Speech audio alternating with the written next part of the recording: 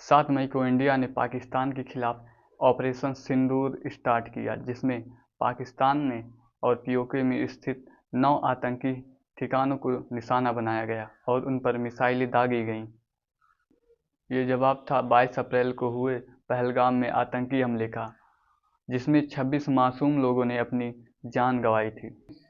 Operation को सुबह 4 बजे स्टार्ट किया गया और लगभग 23 मिनट तक चलाया गया।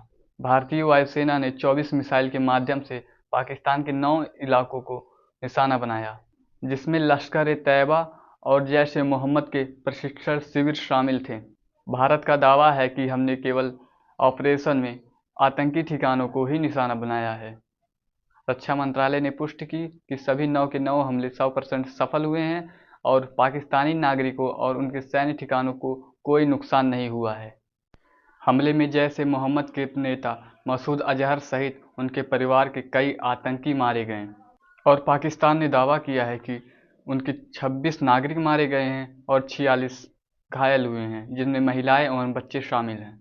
लेकिन भारत ने इसे साफ तौर पर इनकार कर दिया है और कहा है कि हमने केवल आतंकी ठिकानों को ही टारगेट किया था। जवाबी कार्रवाई में पाकिस्तान ने हमले को युद्ध की कार्रवाई करार दिया और जोरदार जवाब देने की कसम खाई। पाकिस्तानी सेना ने एलओसी और अंतर्राष्ट्रीय सीमा पर भारी गोलाबारी की, जिसमें 15 भारतीय नागरिक मारे गए और 46 से अधिक घायल हो गए।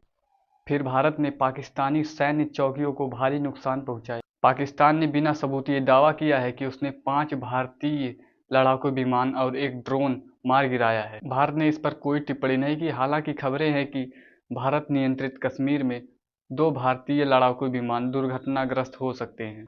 हो रहे इस गंभीर हमले के कारण पाकिस्तान ने इस्लामाबाद में स्कूलों को बंद कर दिया है और पंजाब में आपातकाल घोषित कर दिया है।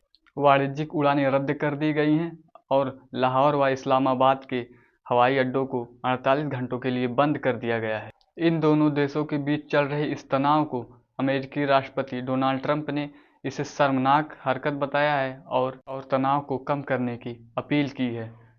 ब्रिटेन के पूर्व पीएम ऋषि सुनक ने भारत के इस कदम का समर्थन किया है, जबकि विदेश सचिव डेविड लैमी ने तनाव को बढ़ने का आशंका जताई है। चीन ने इस ऑपरेशन को खेदजनक बताया है और दोनों देशों के बीच संयम रखने की अपील की है और तमाम देशों ने चिंता जताई है और दोनों देशों के बीच तनाव को कम करने की अपील की है।